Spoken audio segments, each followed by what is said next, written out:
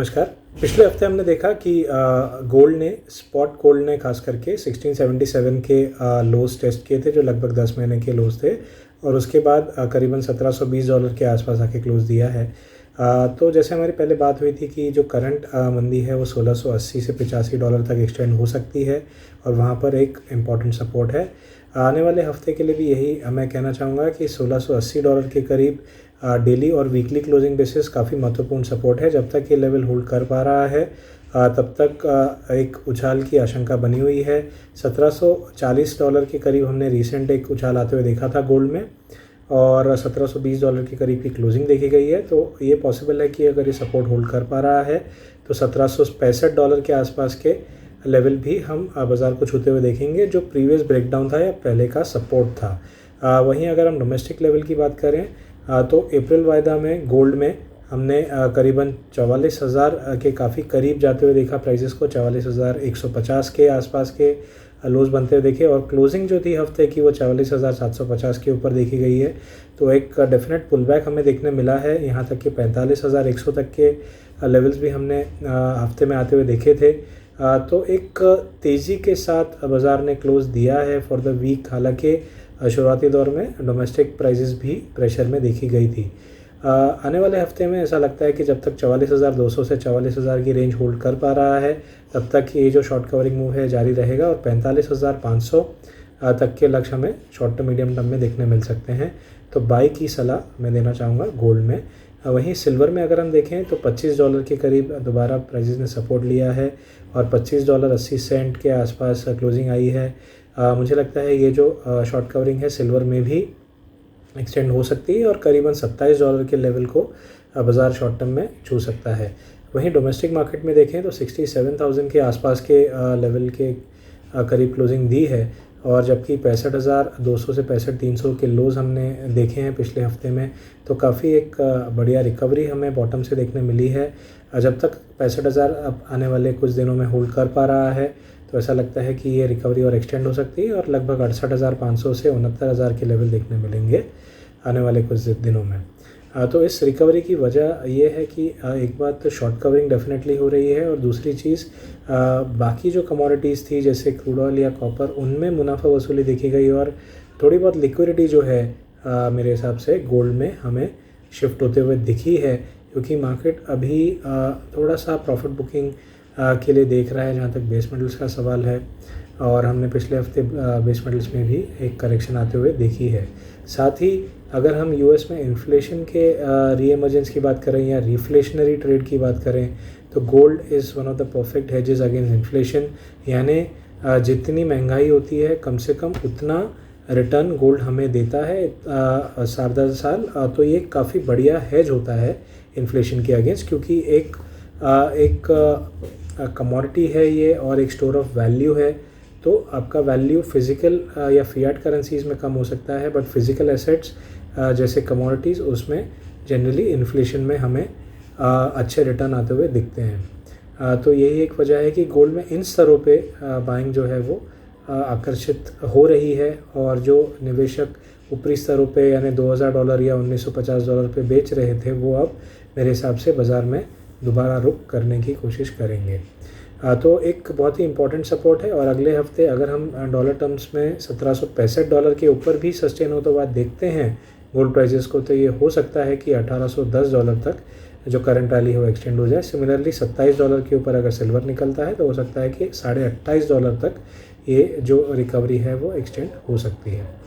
वहीं हम base metals की अगर बात करें तो हमने देखा कि लगातार ऊपरी स्तरों पे दबाव बना हुआ था। जहां तक कॉपर का सवाल है, हमने देखा कि 740 के काफ़ी करीब प्राइसेस गई थी 2 हफ्ते पहले, वहां से मुनाफा वसूली हावी हुई है, और 662 तक के लोज हमने कॉपर में आते हुए देखे हैं।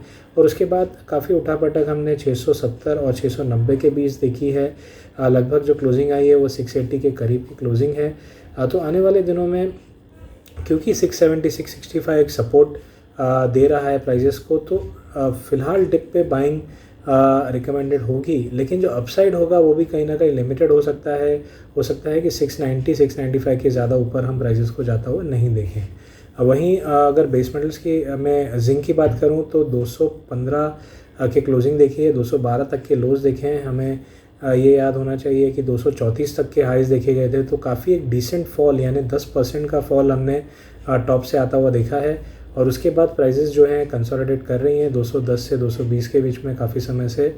तो इमीडिएट बेसिस पे 212 एक सपोर्ट होगा और ऐसा लग रहा है कि 220-221 की तरफ प्राइजेस अग्रसर हो सकती हैं। तो इनिशियल रुझान जो रहेगा वो जिंक में भी बाय का रहेगा, लेकिन अपसाइड अगले हफ्ते तक के लिए लिमिटेड हो सकता है। निकल में हमने काफ़ी बड़ी मुनाफा वसूली देखी है, 1450 के स्तर से लगभग 1150 के आसपास क्लोज दिया है। तो ऑलमोस्ट 20% का फॉल हमें देखने मिला है, लेकिन इसके पहले जो तेज़ी थी वो भी काफ़ी बढ़िया थी, क्योंकि हमने लगातार 800 के स्तर से 1450 के स्तर देखे थे, यानी लगभग 60 से 65% की तेज़ी हमने पिछले 8 या 10 महीनों में देखी है।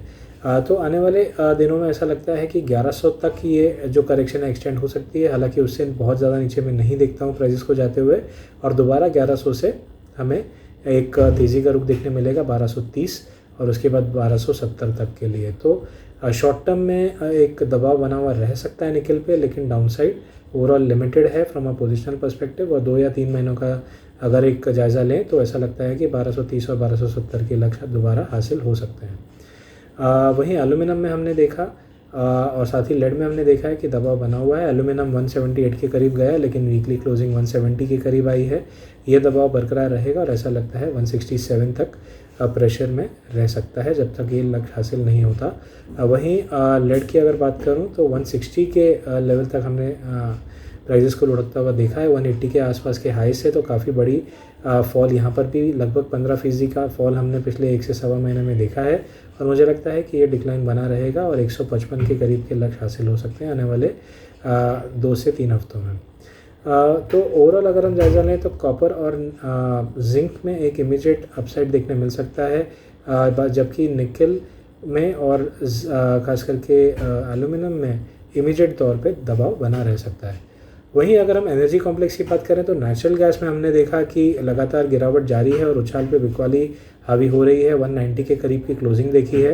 मुझे लगता है कि ये जो प्रेशर है ये बना रहेगा और आने वाले दिनों में हमें 177 जो हमने लगभग जनवरी के लोज देखे थे वो आते हुए देखेंगे, क्योंकि ओवरऑल काफ़ी नॉर्मल वेदर हो रही है और जो ऑफिशियल विंटर सीज़न है वो भी अब अंत होने आई है या ऑलमोस्ट अंत हो चुका है, और इन्वेंट्री में हमने बिल्डअप होना देखना चालू कर दिया है। तो जो सप्लाई डिमांड सिनेरियो है फ़िलहाल प्राइस के अगेंस्ट है, यानी सप्लाई सफिशेंट है, डिमांड इतनी उभर के नहीं आ रही है। तो इस वजह से नेचुरल गैस प्राइसेस नीचे स्लिप होने की आशंका बनी हुई है।